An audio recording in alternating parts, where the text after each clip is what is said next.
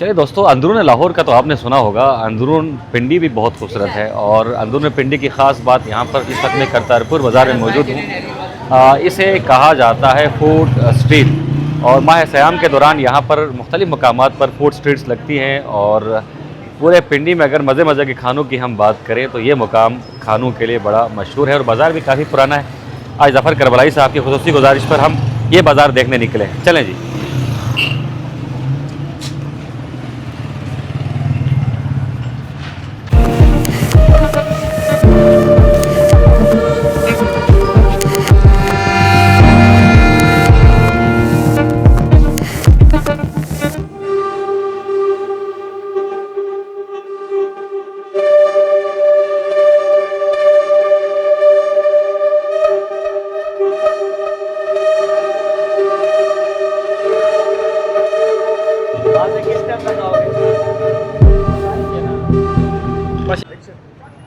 मौसम सरमा में पिंडी इस्लामाबाद की अक्सर गलियों में और अक्सर मकामात में बल्ती भाई आपको मिलते हैं। और करतारपुरा में जिस मकाम पे मैं खड़ा हूँ ये बड़ा मशहूर होटल है, शाहजी होटल भी इसको कहा जाता है और इसे बल्ती होटल भी कहा जाता है। चूँकि हमारे बल्तिस्तान से ताल्लुक़ रखने वाले अहबाब की कसीर तादाद यहाँ पर नाश्ते की गरज से आती है और नाश्ते पर यहाँ की हलीम बड़ी मशहूर है। तो आएँ इस होटल वाले से ज़रा बात करते हैं और इनसे पूछते हैं कि ये जगह बल्तिस्तानियों की क्यों फेवरेट है। सर ये करतारपुरा जो है ना नाश्ते की इसमें बहुत मशहूर है, यानी कि फ़ास्ट फूड और रमज़ानों में यह रौनक होती है और इस वजह से खाने का निहारी हो गई, हलीम हो गई सब। और हमारा होटल वो बल्ती होटल से मशहूर है। यहाँ अपने आगा अली साहब हो गए, दूसरे बड़ी शख्सियत हो गई, राज जाफरू साहब हो गए, छोटे से बड़ी शख्सियत सारे इधर आते हैं हमारे पास खाना खाने। जो बिस्मिल्लाह ये उतने करें, ये चिकन हलीम है सर स्पेशल, और ये सब्ज़ी हो गई भिंडी, और रोज़ाना चेंज करते हैं सब्ज़ी। ये दाल चना, ये दाल माश और चिकन अचार। और यानी कि संडे और फ्राइडे को यानी कि पोटकलेजी भी होती है। बकाया रोज़ाना सब्ज़ी चेंज होती है हर चीज़ जी। और बिरयानी भी, चिकन बिरयानी, आलू वाली बड़ी फिट बिरयानी होती है हमारे पास और बहुत मुनासिब दाम पे हम देते हैं इधर सबको। हाँ ना, बल्तियों के लिए ख़ास तौर पे स्पेशल। हम आधे बल्ती तो हम भी हो गए ना इन्ना ले।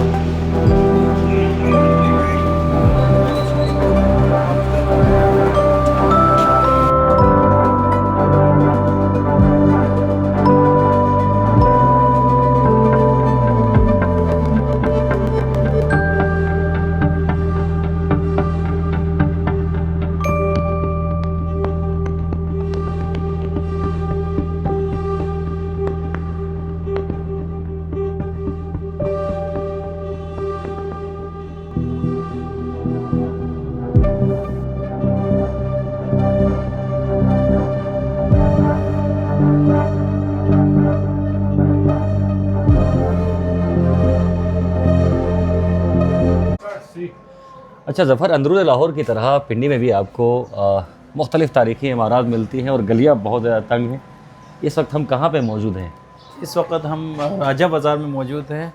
राजा बाज़ार के जो ये मोती बाज़ार के बिल्कुल पास ही मौजूद है और यहाँ पे ऑलरेडी पाकिस्तान बनने से पहले की काफ़ी पुरानी इमारत है और तर्ज़ तामीर भी वो काफ़ी हद तक मुग़लिया तर्ज़ तामीर यहाँ पर दिखता है। बिल्कुल। और ये बाज़ार जो है आम दिनों में कारोबारी मरकज़ हुआ करता है। बिल्कुल सर, आज जगह हम देते हैं और यहाँ से लगभग एक टाइम पे एक ही आदमी गुज़र सकता है, यानी कि दो तरफ़ा ट्रैफिक यहाँ पर हो नहीं सकती। और यहाँ से हमें तलाश है किसी बिल्डिंग की, जो यहाँ पर मुकामी अफराद से हमने मालूम किया है वो बिल्डिंग काफ़ी ओल्ड इस मुकाम पर पाई जा रही है, एक अरसे से यहाँ पर है। तो उस बिल्डिंग की हमें तलाश है। बिल्डिंग का नाम क्या था भाई? शुजा हाँ, शुजा बिल्डिंग की हमें तलाश है। और आगे कैमरा घुमाएं ज़रा शराफत साहब। तो आगे माहौल भी बिल्कुल वहीं लाहौर वाला है, तंग गलियाँ हैं और पुराने घर भी हैं, कुछ नए घर भी बनाए गए हैं, मसाजिद भी हैं, इमाम बारगाह भी हैं। और ये जो जिस मुकाम पे इस वक्त हम लोग चल रहे हैं, जिस गली में हम चल रहे हैं, ये आम दिनों में तो यहाँ पर तिल धरने को जगह नहीं होती और कारोबार यहाँ पर रोज़ का रहता है। लेकिन आज जुमे का रोज़ है तो निस्बतन दुकानें यहाँ पर बंद हैं। कैसा लग रहा है सर आपको ये? मज़ा आ रहा है जी, बहुत बहुत ज़बरदस्त जगह है। और खैर इस तरह के मकामात में रहने की हमें आदत नहीं है, क्योंकि हम खुले इलाकों के लोग हैं। स्कर्दू को अल्लाह ताला ने बेपनाह बख्शा है, लैंडस्केप बहुत अच्छा है स्कर्दू का, और इतना रश एरिया जो है वो स्कर्दू में नहीं है। लेकिन यहाँ आके एक उलझन फील हो रही है एक तरह से मुझे खुद ज़ाती तौर पर, अगर मैं अपनी बात करूँ। लेकिन चलें जी, हर जगह की अपनी एक खूबसूरती है। इन तंग गलियों में हमें एक कुशादा इमारत की तलाश थी। मुकामी अफराद के मुताबिक इस इलाके में एक हवेली है जो 200 साल पुरानी है।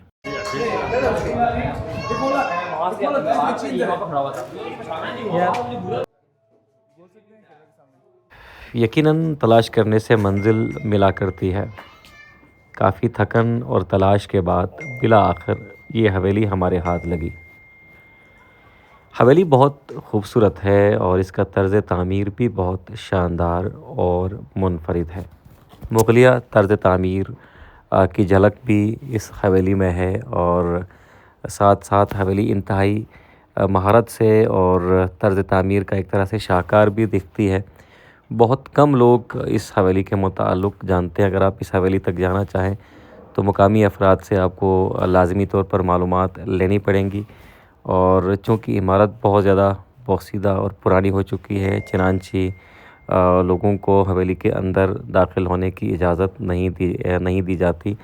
ताहम अगर आप शौक़ फरमाते हैं और इसको आप अंदर से देखना चाहें तो आप वहाँ पर मौजूद जो अमला है उससे इजाज़त लेकर आप अंदर जा सकते हैं। चूँकि हम उजलत में थे, चनांची हमें अंदर जाने की ज़रूरत महसूस नहीं हुई।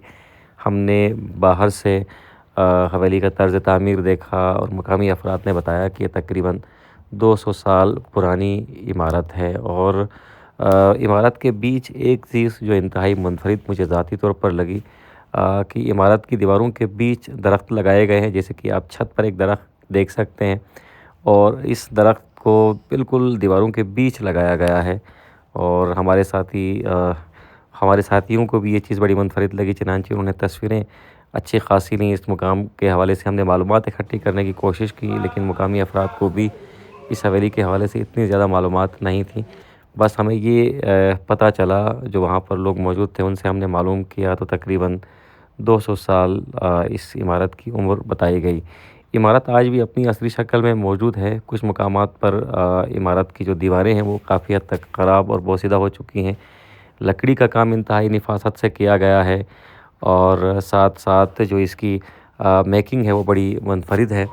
और साथ साथ अगर हम बल्तिस्तान के तर्ज़ तामीर को इससे कंपेयर करें तो उसकी भी हल्की फुल्की झलक जो है इस इमारत में दिखाई देती है। आप कभी इस तरफ जाएं तो लाज़मी तौर पर ठहर कर इस मुकाम को देख लें, तसल्ली से यहाँ पर बैठें। और यहाँ पर लोहे का इस्तेमाल भी हुआ है। दीवारों के बीच लोहे के बड़े बड़े गार्डर्स भी लगाए गए हैं और लकड़ी का भी इस्तेमाल हुआ है, चूँकि लकड़ी अब काफ़ी हद तक बोसीदा हो चुकी है। और जो दरवाज़े हैं वो बड़े मुनफरिद हैं।